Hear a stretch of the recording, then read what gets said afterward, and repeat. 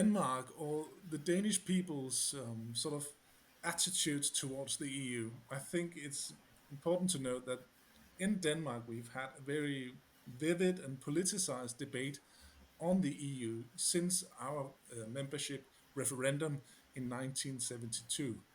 So we've had, during these 50 years of membership, we've had nine referendums on EU issues.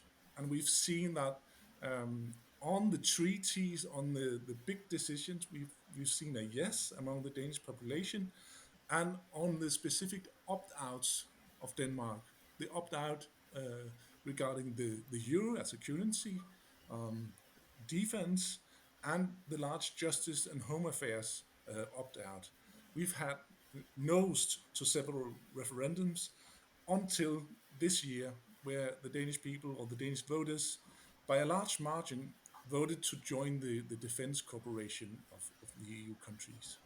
So this is sort of the overview of 50 years of EU debate in Denmark. It's been vivid, it's been important in national politics as well, and the Danish population has been more or less divided 50-50 on EU issues for several years. And what is the explanation about this division, given that Denmark is it's in the Western Europe? So we would think it's a core country of the EU, not a country with specifics, at least from our point of view here. Yes. Well, you could say that Denmark is a sort of traditional member of the EU and as such a core member. But if you look at the Danes, the Danish people, they are more like the British, more divided on whether EU should become more of a federation, a supernation above Denmark, or what it should be. So we have a very divided population, but the politicians, the government, and the leading figures in the EU system from Denmark, they are, you could say, pro EU, pro more federal Europe, you could say.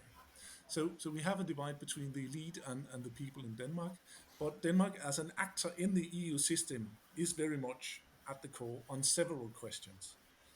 But we do have these opt-outs, so we are in the sort of slow lane when it comes to economic politics because we do not participate at the Eurozone meetings, and we do not participate in decisions on immigration policy, on justice and home affairs at large, decisions on Europol, on cooperation on criminal justice, that sort of thing. So Denmark, before the big enlargement with the former Eastern European countries, Denmark was sort of in the slow lane and the not so enthusiastic member of the EU, but now it's seen more as a core member. What were the pros and cons of the Denmark's joining the EU defense policy? I think I know the Russian invasion of Ukraine changed the perspective among the population and politicians in Denmark. And there's never been fierce, or at least not for a few decades, we haven't seen fierce resistance to the EU's foreign policy and defense policy in Denmark. Uh, and that's because it's mainly been politics at NATO level. So it's not been EU politics that's been important. But now with the Russian invasion of Ukraine, I think the Danish politicians at large wanted Denmark to join each and every cooperation on security politics possible. And I think the population wanted that as well. So we had limited resistance to that decision from political parties and movements, and we had a huge margin. More than 66% of the population or the voters voted to join the defense policy of the EU. I think it was the new security situation that changed this. Okay, this year in the spring ended a process of deliberation called Conference for the Future of Europe, and one of its recommendations is that the EU treaties are renegotiated, uh, or rather redefined, uh, which is seen with certain skepticism by the countries of the eastern part of the EU. Maybe they fear that their weight or influence in a redefined balance of forces will be smaller.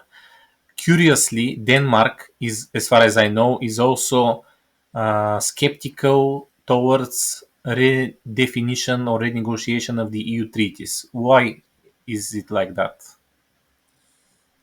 I think there's a historic answer to that, and there's a political answer to that. And the historic answer is that since the debate on membership in the 70s, Danish politicians has promised that there would be no European Union, there'd be no European Federation or United States of Europe. And we even have a famous quote from a Danish Prime Minister, Poul Slytter, who in the 80s said that the Union is stone dead. And just a very few years after, it was very much alive. So we have a sort of historic skepticism on a federal Europe. And the political answer is that Denmark is a small country. And with the current treaty, there's the right of veto on several decisions. And Danish politicians are not really interested in losing that power. Um, and they are afraid how to explain that to the Danish population, because if you change sort of the the sovereignty division between EU and Denmark, if Denmark has to give up sovereignty, we need a referendum. And most of the referendums on giving up sovereignty has ended with a no from the Danish population. Most recently, the referendum on justice and home affairs in 2015, and before that, the referendum on joining the euro in 2000. So I think there's a sort of internal politics in Denmark answer. It's too much of a risk to ask the population, and there's sort of the real foreign politics answer. Denmark is afraid of losing the veto, and then there's the historic answer. We are historically skeptical of the European Federation. Okay, it's already a cliche that we are times are a changing. I mean, changing significantly in which we live, and the world is changing. So we see now a situation in which Sweden and Finland, long time uh, neutral countries, have decided to join the NATO, and at the same time, an important NATO member, the second largest army in NATO, Turkey, is playing some kind of strategic ambiguity, for example, declaring recently that it will pay for Russian gas in rubles and apparently helping Russia to somehow have greater trade through Turkey, while a number of maybe every other Western country somehow trying to limit trade, especially in energy resources with Russia. Can you comment on the specific role which Turkey is adopting in this situation, the role of a mediator between, let's simplify them, the West and the East, even though it's more complex than that? And what does this Turkey, which is strategically ambiguous, what does the rise of its role? What does the rise of its role mean for Southeastern Europe, in your view? That's a very difficult question. Um, we saw up till 2000 several years where Turkey approached Western powers and the European Union, and we've seen negotiations on membership, but these approachments and negotiations, they're stranded now.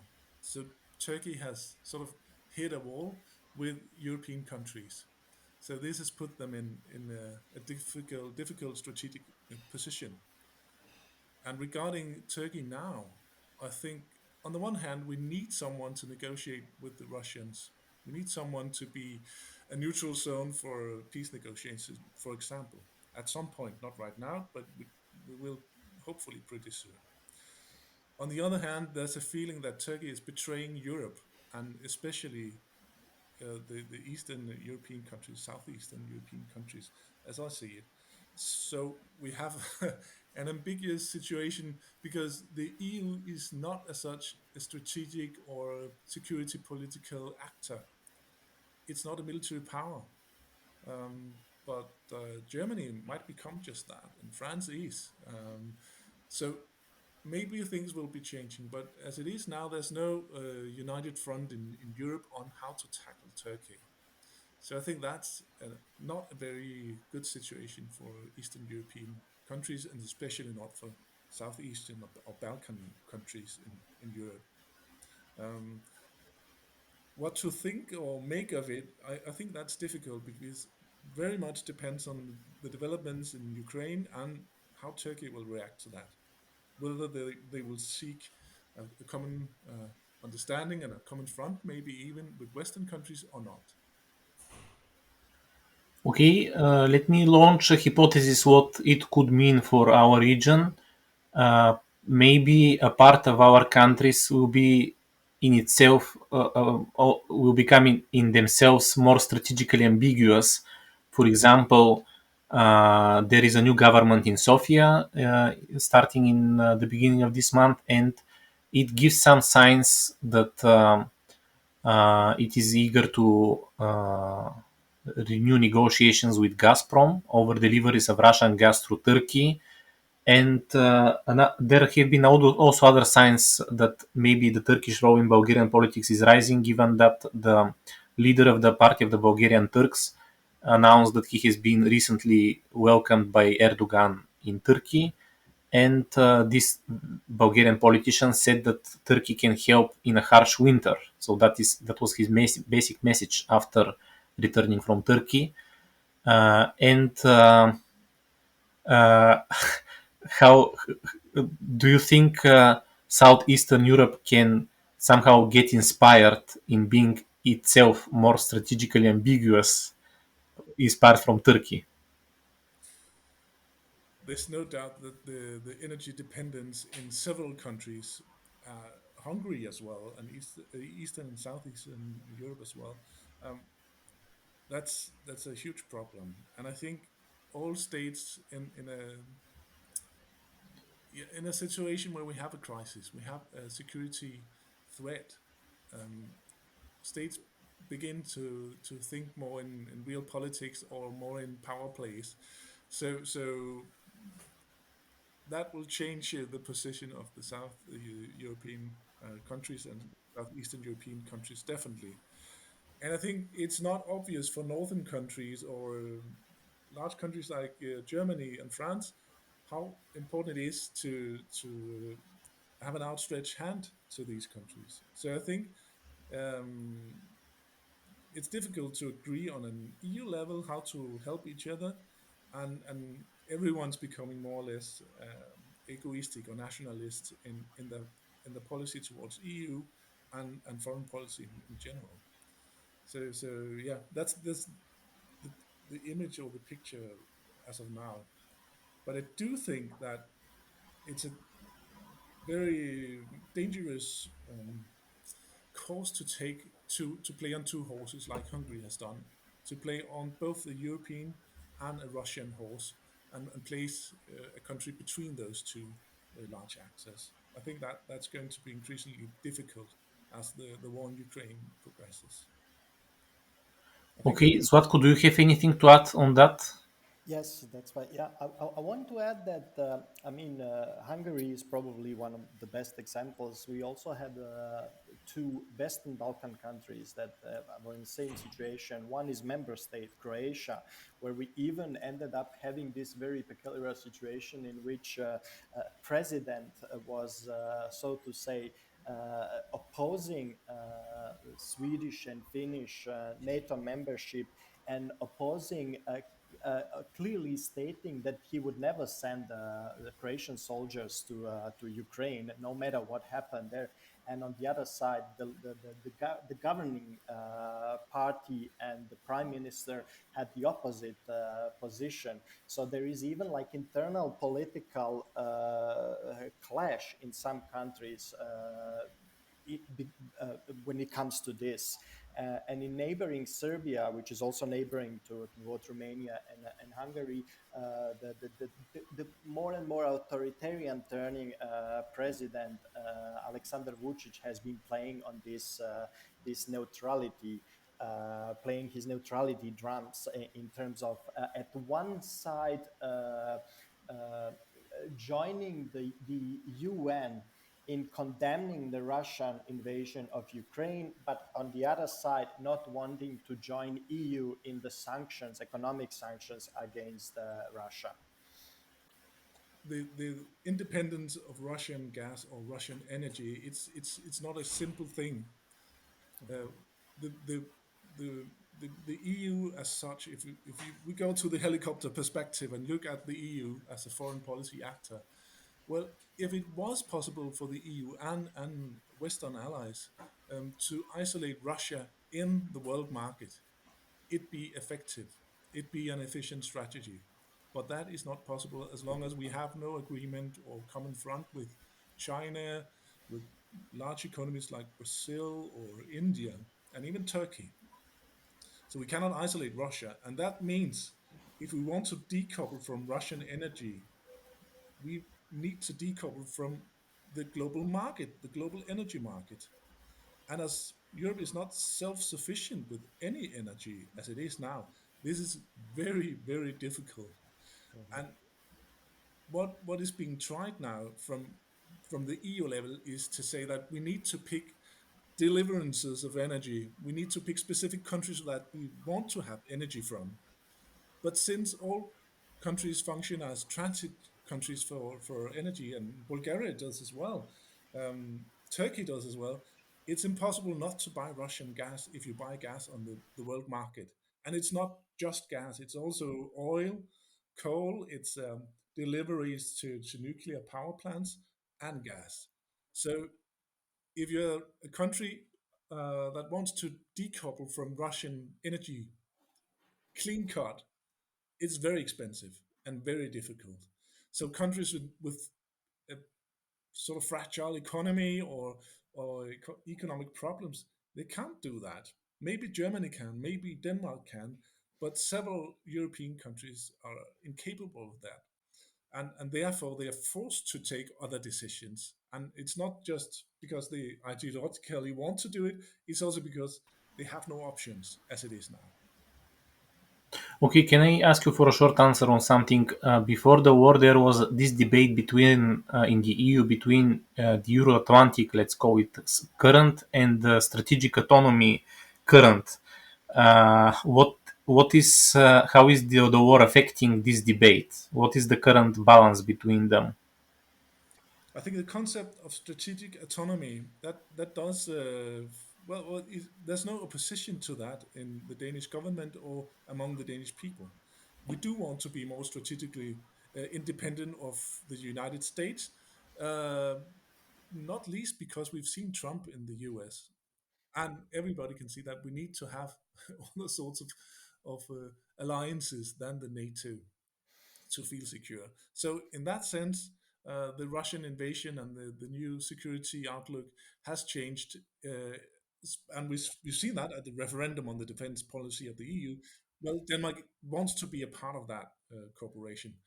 On the other hand, if you look at what the EU countries and the EU is doing in foreign politics, it doesn't really align with Danish interests. Um, there are no Danish interests in Africa, for example, and very few in inland in Belarus, Ukraine, and so on. But Denmark has a huge commercial fleet that needs security. Denmark has Greenland and the Faroe Islands in the North Atlantic. So Denmark shares a lot of strategic goals and interests with the non-EU countries, but NATO countries, Norway, the United Kingdom, and the US and Canada. So, in that sense, Denmark cannot give up on those allies and change their focus to the European allies because it doesn't align. France has no real interest in the same spheres as Denmark, and that goes for Germany as well. So there's a there's a sort of dilemma there for Denmark. But I think on a political level, we see a turn towards Europe. But on the basic military level, it's still the NATO. Mhm. I, Yes, I just want to add, in continuation of that, it's very interesting. During the referendum on the defense cooperation few months ago. This is probably one of the reasons why so much emphasis has been placed on, among other things, on the Western Balkans and Danish participation in the military operations there. Because that was something that where you could clearly identify with, so to say, one of these two sides, which of course the border between is always blurred. Just as a short comment on that. Okay, and finally, um, you are aware of the idea of open Balkans in the Western Balkans, a mini-Schengen area, which is encouraging economic exchanges between the countries. And it appeared as, maybe if I understand correctly, some form of answer or reaction to the difficulty of walking the European road of integration for the region. And Romania and Bulgaria are also a specific case, given that they are not in the Schengen area, they're not in the Eurozone, and um, they don't have visa-free travel to the USA. So they are still treated as some kind of specific, a little bit more specific geopolitically area. How do you evaluate the prospects of mini Schengen area between Bulgaria and Romania, which could increase the economic dynamics between them? It could show to the EU, Western Europe especially, that the two countries can protect their borders and can also manage mini Schengen areas, a borderless space between themselves. It could also create more trust between themselves. But apparently, it would also require greater cooperation between the security institutions of the two countries. So, how realistic or how viable is such an idea for a mini Schengen between Bulgaria and Romania, and how much it will be really an act which brings them closer to the EU? Is could it bring them closer to EU, or could it make them even more specific than before? Uh, if I may start, I will say that we also, as I mentioned before, we have some experiences from a similar project in the Western Balkans, and the thing is that it is again ambiguous and pointing in two different directions. One is that such an integration can prove that if there is a good integration between Romania and Bulgaria, then it means that it could be also done with all the other countries. But at the same time, when making this kind of integration, you at the same time create a parallel system to what EU is seeking to achieve. So that could in itself create some problems, because we suddenly can end up with having, so to say, the double system of the double. We have like cooperation between the two states, or so to say, regional level, and then we have a same type of cooperation which we are aiming at on the general pan-European or EU level. So for that reason, I think it could be a very good thing in approaching and solving some of these problems, also because it enhancing the idea of freedom of movement, but it's not without its own problems. That's my Rasmus? Yeah, I totally agree. It's definitely not without problems, but I think in regarding the questions on whether Romania, Bulgaria can take steps closer to sort of full membership, I think the first thing to note is that the multi-speed Europe, it's not something we might end up with. It's something that we have already. Several countries are not a member of the Eurozone, for example. Denmark is one of them. Denmark and to some degree, Ireland as well is not a member of the Justice and Home Affairs, and several countries are outside of the Schengen system. So there is a multi-speed Europe, and I think it's if we wanted, say, Bulgaria and Romania to join the Schengen system, that would be difficult because they don't share interests with very many other Schengen countries as it is now, or they don't have the relevant systems in place to be part of Schengen. Um, so I think it we need a Europe where countries they cooperate within the framework of the EU in specific instances.